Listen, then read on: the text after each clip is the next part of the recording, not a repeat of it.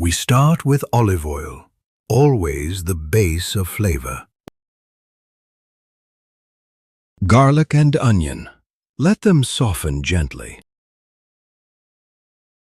Add the lamb and cook until it browns. This is where the flavor begins. These spices, cumin, coriander, paprika, they tell the story. Add tomato paste and chicken broth, just for richness. Now everything comes together. Add carrots, chickpeas. Let it simmer.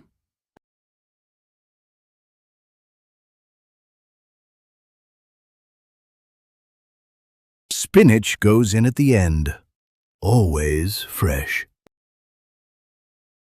A little yogurt and fresh herbs. Simple food, made with patience.